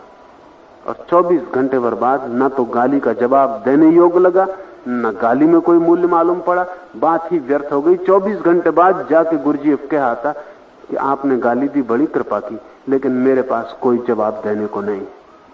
गाली का जवाब तो तत्काल ही दिया जा सकता, ध्यान रखना, गाली की प्रक्रिया है, उसका जवाब तत्काल दिया जा सकता है, उसमें देरी की कि आप चूके। डेल कार्नेगी ने अपने संस्मरणों में लिखा है कि एक स्त्री ने उसे पत्र लिखा, वो रेडियो पर बोला लिंकन के ऊपर, लिंकन की कोई जन्म तिथि थी, उस पर व्याख्यान दिया, और व्याख्यान में उसने लिंकन के संबंध में कुछ गलत तथ्य बोल दिए। तो एक स्त्री ने उसे पत्र लिखा कि जब तुम्हें लिंकन के संबंध में कुछ भी पता नहीं तो कम से कम व्याख्यान देने की जरूरत तो मत करो। वो भी रेडियो पर सारा मुल्क सुना और लोग हंसे होंगे, अपनी भूल सुधार करो और क्षमा मांगो। उसने बहुत क्रोध से पत्र लिखा था, लिंकन ने उसी वक्त क्रोध से जवाब लिखा, जितना जहरीला पत्र था उतनी जहरीला जवाब लिखा, लेकिन रात देर हो गई थी तो उसने सोचा सुबह पत्र डाल देंगे। पत्र को वैसे टेबल पर रख के सो गया। सुबह उठ के डालते वक्त दोबारा पढ़ना चाहा तो पत्र को दोबारा पढ़ा तो उसे लगा ये जरा ज्यादा है, इतने क्रोध की कोई जरूरत नहीं, वो गर्मी कम हो गई, लोहा ठंडा हो गया। तो उसने सोचा दूसरा पत्र लिखूं, ये उचित नहीं। उसने दूसरा पत्र लिखा, उसमें थोड़ा सा क्रोध की रेखा रह गई थी। तब उसे ख्याल आया कि अगर रात के 12 घंटे में इतना फर्क हो गया तो मैं 12 घंटे और रुकूं, जल्दी क्या है जवाब देने की, और देखूं कि क्या फर्क होता है। 12 घंटे बाद पत्र को पढ़ा तो उसे लगा ये भी ज्यादा है। उसने तीसरा पत्र लिखा, लेकिन तब उसने तय किया कि मैं 7 दिन रोज सुबह सांझ पत्र को पढ़ूंगा और 7वें दिन पत्र को लिखूंगा फाइनल। 7वें दिन जो पत्र लिखा वो प्रेमपूर्ण था, क्षमा याचना से भरा था। उसमें उसने लिखा कि आपने मेरी गलती दिखाई, उसके लिए मैं जितना अनुग्रहित हूं उतना कम, और आगे भी कभी मेरी कोई गलती दिखाई पड़े तो मुझे खबर देना। वो स्त्री उससे मिलने आई और सदा के लिए मित्रता खड़ी हो गई। क्या होता है फासला, हम जल्दी में होते हैं, जो भी होता है मूर्छा में कर लेते हैं। समता अगर चाहिए हो तो फासला पैदा करने की कला सीखनी चाहिए। लेकिन हम होशियार लोग, हम फासले में भी धोखा दे सकते। मैंने सुना एक बाप ने देखा कि उसका बेटा एक दूसरे बच्चे को, पड़ोसी को बच्चे को दबाए हुए लान में छाती पे बैठा हुआ है, तो उसने चिल्ला के कहा कि मुन्ना, कितनी दफे मैंने तुझे कहा कि किसी से भी झगड़ने मारपीट करने के पहले 100 तक गिनती पढ़ा कर। तो उसने कहा वही मैं कर रहा हूं, 100 तक गिनती पढ़ रहा हूं, लेकिन ये निकल के भाग ना जाए 100 गिनती जब तक मैं पढ़ूं, इसलिए इसको दबा के रखा हुआ है। 100 की गिनती पूरी होते इसको ठिकाने लगा दूंगा। 100 की गिनती कही इसलिए थी कि फासला पैदा हो जाए। किसी को मारने के पहले 100 तक गिनती पढ़ना। मुन्ना होशियार, वो उसको दबा के बैठा है बच्चे को कि अगर 100 की गिनती हमने पढ़ी तब तक ये निकल गया तो मारेंगे किसको। तो आप भी ऐसी होशियारी मत करना, अन्यथा कोई सार नहीं है। फासला पैदा करना है इसलिए ताकि समता आ जाए। फासला हो जाए तो दुख दुख नहीं देता और सुख सुख नहीं देता। सुख और दुख दोनों मूर्छित अनुभव है, तत्क्षण हो जाते हैं, मूर्छा में हो जाते हैं। जैसे कोई बिजली का बटन दबाता है, ऐसी आपके भीतर बटन दब जाते, आप सुखी हो जाते हैं, दुखी हो जाते हैं। बिजली की बटन दबाने पे बिजली कह नहीं सकती कि मैं नहीं जलूंगी, मजबूर है, यंत्र है। लेकिन आप यंत्र नहीं है। जब कोई गाली दे तो क्रोधित होना तत्क्षण बिजली की बटन की तरह काम हो रहा है, आप यंत्र की तरह व्यवहार कर रहे हैं। रुके, उसने गाली दी ठीक, लेकिन आप अपने मालिक हैं। गाली लेने में जल्दी मत करें। किसी ने सम्मान किया वो उसकी बात है, किसी ने आपकी खुशामद की, चापलूसी की, वो उसकी बात है, लेकिन आप जल्दी मत करें और एकदम पिघल ना जाए। रुके, थोड़ा समय दें, थोड़े फासले पर खड़े होकर देखें कि क्या हो रहा है, और आप पाएंगे कि जितना आप फासला बढ़ाते जाएंगे सुख दुख समान होते जाएंगे। जितने करीब होंगे सुख दुख में बड़ा फासला है, जितने फासले पर होंगे सुख दुख का फासला कम होने लगता है। जब कोई व्यक्ति दूर से खड़े होकर देख सकता है, सुख और दुख एक ही हो जाते हैं, क्योंकि दूरी से दिखाई पड़ता है सुख और दुख एक ही सिक्के के दो पहलू। उस दिन समता उपलब्ध हो जाती। कृष्ण कहते हैं समता ज्ञानी का लक्षण, और मुझ परमेश्वर में एक ही भाव से स्थित रूप ध्यान योग के द्वारा अव्यभिचारिणी भक्ति तथा एकांत और शुद्ध देश में रहने का स्वभाव और विषय आसक्त मनुष्यों के समुदायों में अरति प्रेम का न होना, और मुझ परमेश्वर में एक ही भाव। बड़े दंभ की बात है, मुझ परमेश्वर में एक ही भाव। कृष्ण कहे ही चले जाते हैं कि मुझ परमेश्वर के साथ तू ऐसा संबंध बना। अहंकारी पढ़ेगा तो बड़ी अड़चन में पड़ेगा। वो तो अर्जुन का बड़ा निकट संबंध था, बड़ी आत्मीयता थी, इसलिए अर्जुन ने एक भी बार नहीं पूछा कि क्या बार बार रट लगा रखी मुझ परमात्मा में। उसने एक भी बार ये सवाल नहीं उठाया कि क्यों अपने को परमात्मा कह रहे हो, और क्यों अपने ही मुंह से कहे चले जा रहे हो कि मैं परमात्मा। वो इतना आत्मीय था, इतना निकट था कि कृष्ण को जानता था कि ये घोषणा किसी अहंकार की घोषणा नहीं है। ये कहना सिर्फ अर्जुन को समर्पण के लिए राजी करने का उपाय है। मुझ परमेश्वर में एक ही भाव से स्थिति रूप ध्यान योग के द्वारा अव्यभिचारिणी भक्ति, भक्ति अव्यभिचारिणी, इसे थोड़ा समझ लेना चाहिए। व्यभिचार का अर्थ होता है अनेक के साथ लगाव। व्यभिचारिणी कहते हैं हम उस स्त्री को जो पति को भी दिखा रही कि प्रेम करती है, उसके प्रेमी भी हैं, उनसे भी प्रेम कर रही, और प्रेम एक खिलवाड़ है। क्षण भर को भी कोई उसे एकांत में मिल जाए तो उससे भी प्रेम शुरू हो जाए। मन में किसी एक की कोई जगह नहीं है। व्यभिचार का अर्थ है मन में एक की जगह नहीं है, मन खंडित है, बहुत प्रेमी है, बहुत पति है, उसका अर्थ है व्यभिचार। एक तो मन अव्यभिचारी हो जाता है। और बड़ी मजे की बात है, समझने जैसी है कि ये इतना जो जोर है एक प्रेमी पर, ये प्रेमी के हित में नहीं है। असल में प्रेम करने वाला अगर एक व्यक्ति को प्रेम करने में समर्थ हो जाए तो उसके सारे खंड मन के इकट्ठे हो जाते हैं और वो एक ही भाव को उपलब्ध हो जाते हैं। जितने आपके प्रेम होंगे उतने आपके खंड होंगे, उतने आपके हृदय के टुकड़े होंगे। अगर आपके 10-5 प्रेमी हैं तो आपके हृदय के 10-5 स्वर होंगे, 10-5 टुकड़े होंगे। आप एक आदमी नहीं हो सकते। 10 प्रेम अगर आपके हैं, आप 10 आदमी होंगे, आपके भीतर एक भीड़ होगी। ये जो इतना जोर है अव्यभिचारिणी भक्ति पर कि एक का भाव है तो एक का ही भाव रह जाए, इसका अर्थ यह है कि जितना ही एक का भाव रहने लगेगा उतना ही भीतर भी एकत्व घनीभूत होने लगेगा, इंटीग्रेशन भीतर फलित हो जाएगा। इसलिए प्रेमी भी योग को उपलब्ध हो जाता है और योगी प्रेमी हो जाता है।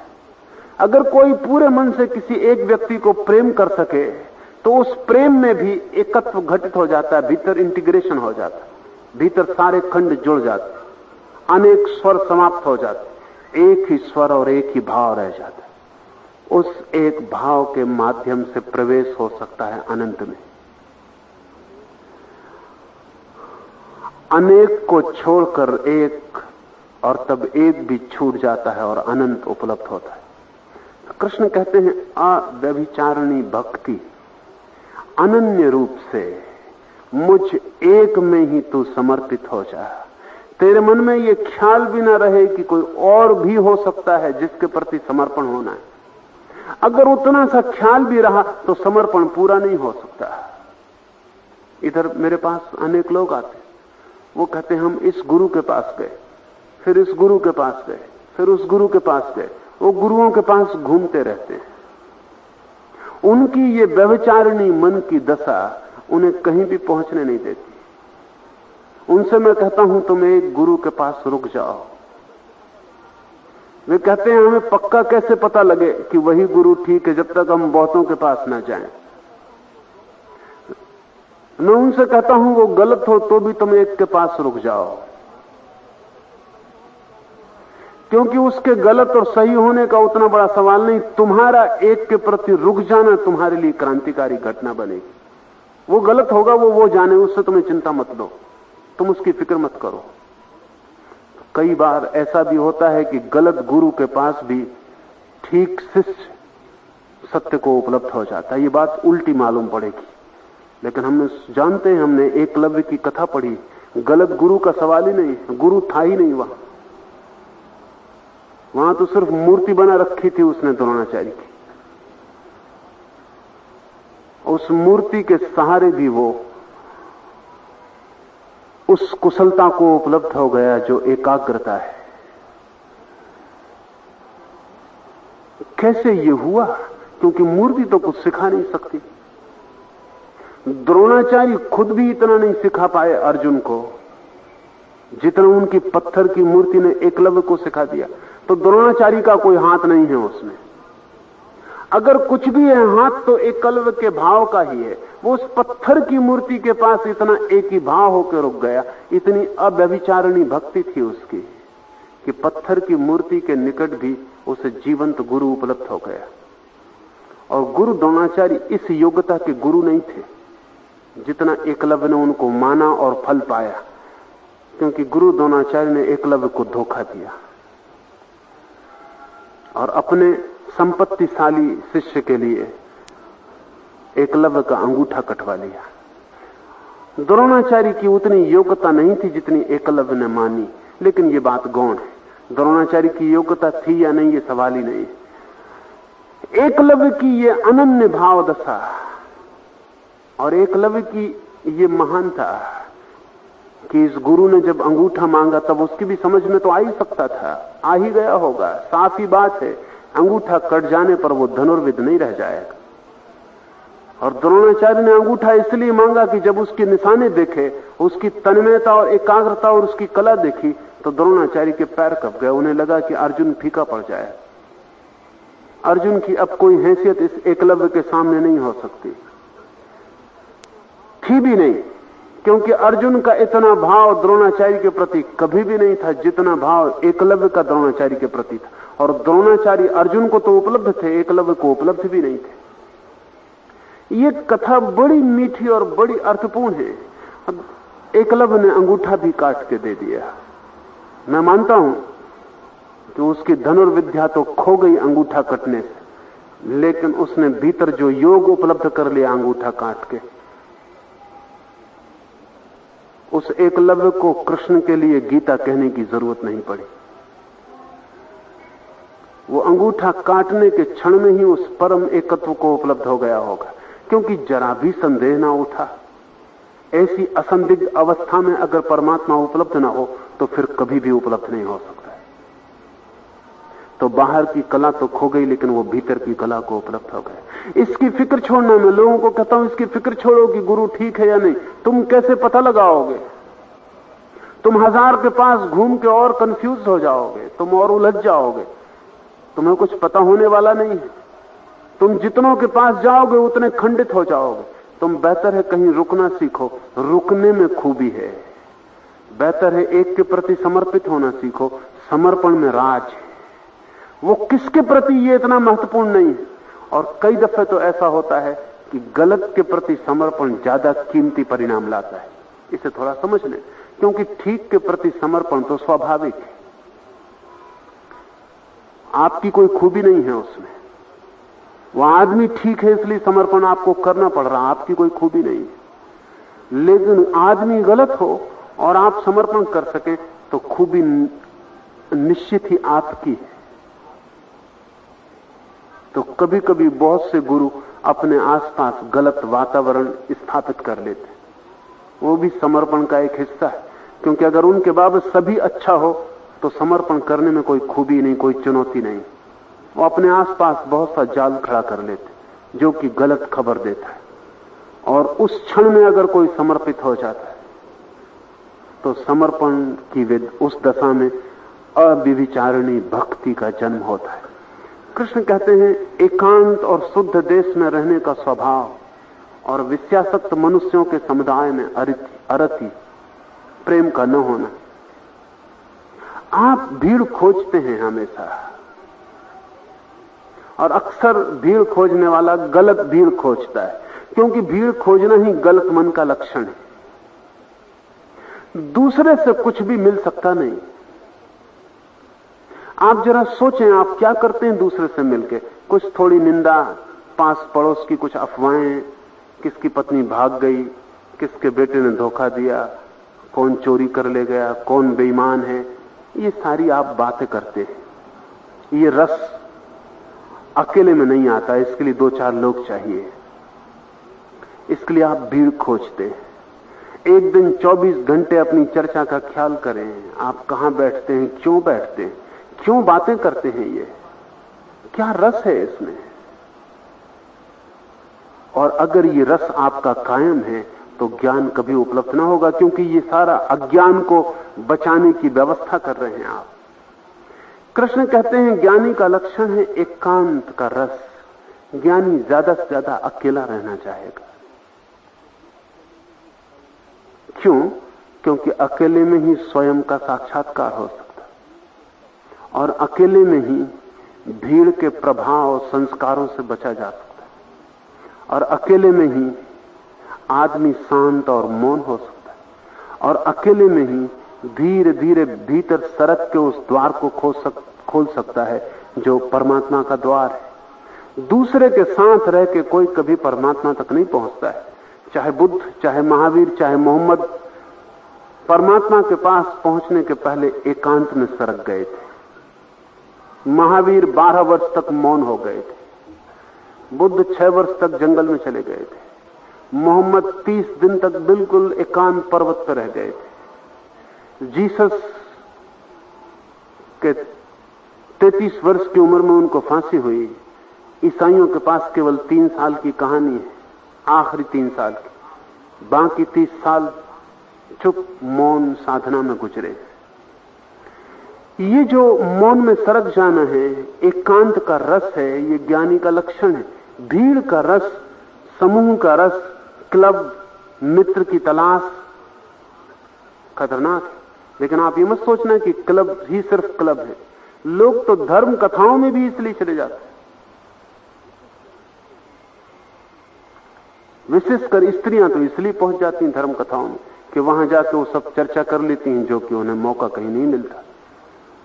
सब जमाने भर की स्त्रियां वहां मिल जाती, जमाने भर के रोग और कहानियां उन्हें वहां मिल जाते, वहां वो सब चर्चा कर लेते। कथा तो बहाना है। मंदिर में भी आप जा सकते हैं, हो सकता है परमात्मा से मिलने न जा रहे हो, वहां भी आप गपशप करने जा रहे हो जो लोग मंदिर आते हैं उनसे। ये भी हो सकता है आप किसी गुरु के पास भी इसलिए जाते हो कि थोड़ा आसपास के उपद्रव की खबरें सुनाएं और सुनाएं, लेकिन कुछ एकांत की तलाश ना हो। ध्यान रखना जरूरी है कि आप अकेले ही सत्य से मिल सकते हैं, भीड़ को साथ लेके जाने का कोई उपाय नहीं। आपका निकटतम मित्र भी आपके साथ समाधि में नहीं जाएगा, आपकी पत्नी भी आपके साथ ध्यान में प्रवेश नहीं कर सकती, आपका बेटा भी आपके साथ भक्ति के जगत में नहीं प्रवेश करेगा, वहां आप अकेले होंगे। इसलिए अकेले होने का थोड़ा रस, और जब भी मौका मिल जाए तो अकेले होने में मजा। लेकिन हम तो घबराते, जरा अकेले हुए कि लगता है कि मरे, जरा अकेले हुए कि डर लगता है, जरा अकेले हुए कि लगता है ऊब जाएंगे, क्या करेंगे। एक बहुत मजे की बात है, आप अपने से इतने ऊबे हुए हैं कि आप अपने साथ थोड़ी देर भी नहीं रह सकते। और जब कोई आपके साथ ऊब जाता है तो आप सोचते हैं वो आदमी बुरा है। जब आप खुद ही अपने साथ ऊब जाते हैं तो दूसरे तो ऊबेंगे ही। अकेले में थोड़ी देर खुद ही से बातें करिए, एक दिन ऐसा प्रयोग करिए। जापान में एक विधि है ध्यान की, वो साधक को कहते हैं कि जो भी तेरे भीतर चलता हो उसको जोर जोर से बोल, भीतर मत बोल, जोर जोर से बोल। बैठ जा एकांत में और जो भी भीतर चलता हो उसको जोर से बोल। आप घबरा जाएंगे अगर भीतर जो चलता हो उसको जोर से बोलेंगे। घंटे भर में आप कहेंगे कि मैं भी कहां का बोरियत पैदा करने वाला आदमी, लेकिन यही आप दूसरों से बोल रहे हैं। और जब दूसरे आपसे बोर होते हैं तो आप समझते हैं इनकी समझ नहीं है, जरा समझ कम, मैं तो बड़ी ऊंची बातें कर रहा हूं। तो ये ऊब रहे। लेकिन जब हर आदमी अपने से ऊबा है तो ध्यान रहे वो दूसरे को भी उबाएगा। और दूसरे आपकी कुछ देर तक बात सुनते हैं, उसका कारण आप जानते हैं। इसलिए नहीं कि आपकी बात में कोई रस, बल्कि इसलिए कि जब आप बंद हो जाएं तो वो बोले, और कोई कारण नहीं होता कि अब आप उबालिए काफी, अब हमको भी उबाने दो। इसलिए सबसे ज्यादा बोर करने वाला आदमी वो मालूम पड़ता है जो कि आपको मौका ही नहीं देता, और कोई कारण नहीं, वो बोले ही चले जाता है, वो आपको अवसर ही नहीं देता। इसलिए आप कहते हैं बहुत बोर करने वाला आदमी। उसका केवल मतलब इतना है कि आप ही बोर किए जा रहे हैं, मुझको भी बोर करने का मौका दें, एक अवसर मुझे भी दें तो मैं भी आपको ठीक करूं। लेकिन जो असली बोर करने की कला में कुशल है वो मौका नहीं देते। आदमी अपने साथ इतना ज्यादा पीड़ा अनुभव करता है और सोचता है दूसरों को सुख देगा। पति पत्नी को सुख देना चाहता है, पत्नी पति को सुख देना चाहती है। पत्नी सोचती है कि पति के लिए स्वर्ग बना दे, लेकिन अकेली घड़ी भर नहीं रह सकती तो नरक मालूम होने लगता है। तो जब अकेले रह के पत्नी को खुद नरक मालूम होने लगता है तो ये पति के लिए नरक ही बना सकती, स्वर्ग बनाएगी कैसे? कोई किसी दूसरे के लिए स्वर्ग नहीं बना पाता, क्योंकि हम अकेले अपने साथ रहने को राजी नहीं। इस जमीन पर उन लोगों के निकट कभी कभी स्वर्ग की थोड़ी सी हवा बहती है जो अपने साथ रहने की कला जानते हैं। इसे थोड़ा समझ लेना। जो आदमी एकांत में रहने की कला जानता है उसके पास आपको कभी थोड़े से रस की बूंदें मिल सकती, कोई अमृत की थोड़ी झलक मिल सकती। लेकिन जो अपने साथ रहना जानते नहीं उसका तो जीवन से कोई संस्पर्श नहीं हुआ है। कृष्ण कहते हैं शुद्ध देश में, एकांत में, अपने भीतर की शुद्धता में रहने का स्वभाव और विषयासक्त मनुष्यों के समुदाय में अरति। अगर कभी जाना भी हो किसी के पास तो ऐसे व्यक्ति के पास जाना चाहिए जो आपको संसार की तरफ न ले जाता हो, जो आपको सन्यास की तरफ ले जाता हो, जो आपको उठाता हो वस्तुओं के पार, जो आपको जीवन के परम मंदिर की तरफ इशारा करता हो। अगर जाना ही हो किसी के पास तो ऐसे व्यक्ति के पास जाना चाहिए, अन्यथा भीड़ से, समूह से बचना चाहिए। तथा अध्यात्म ज्ञान में नित्य स्थिति और तत्व ज्ञान के अर्थ रूप परमात्मा को सर्वत्र देखना, यह सब तो ज्ञान है, और जो इससे विपरीत है वह अज्ञान है, ऐसा कहा है। परमात्मा को सर्वत्र देखना यह तो ज्ञान है, और इससे विपरीत जो है वह अज्ञान है। बड़ा कठिन है परमात्मा को सर्वत्र देखना। अपने ही भीतर नहीं देख सकते तो बाहर कैसे देख सकेंगे? पहले तो अपने ही भीतर देखना जरूरी है कि परमात्मा मौजूद है। चाहे कितना ही विकृत हो, कितना ही उलझा हो, बंधन में हो, कारागृह में हो, है तो परमात्मा ही। चाहे कितनी ही बेचैनी में, परेशानी में हो, है तो परमात्मा ही। अपने भीतर भी परमात्मा देखना शुरू करना चाहिए और अपने आसपास भी देखना शुरू करना चाहिए। धीरे धीरे ये परमात्मा भाव ऐसा हो जाना चाहिए कि परमात्मा ही दिखाई पड़े, बाकी लोग उसके रूप दिखाई पड़े। ये भाव दशा बन जाती है, लेकिन अपने से ही शुरू करना पड़े। और जैसे कोई पत्थर फेंके पानी में तो पहले छोटा सा वर्तुल उठता है पत्थर के चारों तरफ, फिर वर्तुल फैलता जाता है और दूर अनंत किनारों तक चला जाता है। ऐसा पहली दफा परमात्मा का पत्थर अपने भीतर ही फेंकना जरूरी, फिर वर्तुल उठता है, लहरें फैलने लगती और चारों तरफ पहुंच जाती। जब तक आप अपने में देखते हैं पाप, आप कितने ही मंदिर की मूर्ति में जाके सिर पटके और आपको चाहे कृष्ण और राम भी मिल जाएं तो भी आपको परमात्मा दिखाई नहीं पड़ सकता। जिस धोबी ने, लेकिन अपने से ही शुरू करना पड़े। और जैसे कोई पत्थर फेंके पानी में तो पहले छोटा सा वर्तुल उठता है पत्थर के चारों तरफ, फिर वर्तुल फैलता जाता है और दूर अनंत किनारों तक चला जाता है। ऐसा पहली दफा परमात्मा का पत्थर अपने भीतर ही फेंकना जरूरी, फिर वर्तुल उठता है, लहरें फैलने लगती और जब तक आप अपने में देखते हैं पाप, नरक और आपको कोई परमात्मा नहीं दिखाई पड़ता, तब तक आपको किसी में भी दिखाई नहीं पड़ सकता। आप कितने ही मंदिर की मूर्ति में जाके सिर पटके और आपको चाहे कृष्ण और राम भी मिल जाएं तो भी आपको परमात्मा दिखाई नहीं पड़ सकता। जिस धोबी ने राम के खिलाफ वक्तव्य दिया और जिसकी वजह से राम को सीता को निकाल देना पड़ा, वो राम के गांव का निवासी था। उसको राम में राम दिखाई नहीं पड़ा, उसको सीता में सीता दिखाई नहीं पड़ी। उसको तो सीता में भी दिखाई पड़ी व्यभिचारिणी स्त्री, वो खुद व्यभिचारी रहा होगा। जो हमारे भीतर है वो हमें दिखाई पड़ता है। तो राम भी पास खड़े हों तो आपको गड़बड़ ही दिखाई पड़ेंगे, आपको तो कुछ अड़चन ही मालूम होगी, तो लगेगा कुछ ना कुछ बात है। एक मित्र ने थीसिस लिखी है, राम के ऊपर एक शोध ग्रंथ लिखा है और शोध ग्रंथ में उन्होंने ये सिद्ध करने की कोशिश की है कि सबरी बूढ़ी स्त्री नहीं थी, जवान स्त्री थी और राम का संबंध प्रेम का था, सबरी से, भक्ति का नहीं था। इन मित्र को मैं जानता हूं, वो कभी कभी मुझसे मिलने आते थे। मैंने उनसे पूछा कि ये ठीक हो या गलत हो, मुझे कुछ पता नहीं और इसमें मुझे कोई रस भी नहीं कि राम का सबरी से प्रेम था या नहीं, लेकिन तुम्हें शोध करने का ये ख्याल कैसे पैदा हुआ? मुझे हो भी सकता है, कोई मुझे पता नहीं कि राम का क्या संबंध था और न मेरी कोई उत्सुकता है कि किसी के संबंधों की जानकारी करूं। न मेरे ऊपर कोई अधिकार है, न मैं कोई इंस्पेक्टर हूं जो तय किया गया कि पता लगाए कि किसका किससे प्रेम। लेकिन तुम्हें यह ख्याल कैसे आया?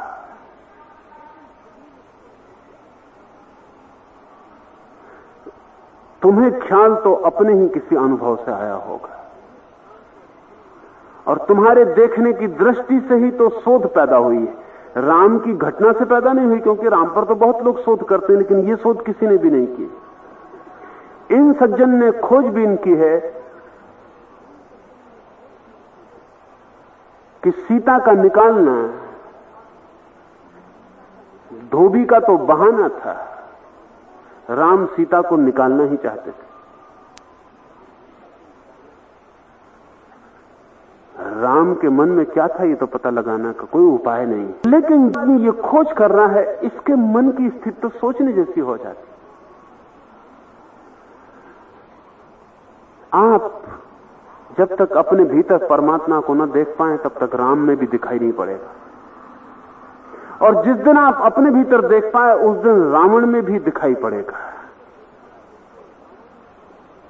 क्योंकि अपनी सारी पीड़ाओं, दुखों, चिंताओं, वासनाओं के बीच भी जब आपको भीतर की ज्योति दिखाई पड़ने लगती है तो आप जानते हैं कि चाहे कितना ही पाप हो चारों तरफ, भीतर ज्योति तो परमात्मा की ही है। चाहे कांच पर कितनी ही धूल जम गई हो और चाहे कांच कितना ही गंदा हो गया हो, लेकिन भीतर की ज्योति तो निष्कलुष पर कोई धूल जमती है और ज्योति कभी गंदी नहीं होती। हाँ, ज्योति के चारों तरफ जो कांच का घेरा है वो गंदा हो सकता है। तो जब आप अपने गंदे से गंदे घेरे में भी उस ज्योति का अनुभव कर लेते हैं, तत्क्षण सारा जगत उसी ज्योति से भर जाता है। ज्ञानी का लक्षण है परमात्मा का सर्वत्र अनुभव करना। 5 मिनट रुकेंगे, बीच से कोई उठे ना, कीर्तन पूरा हो जाए तब जाएं।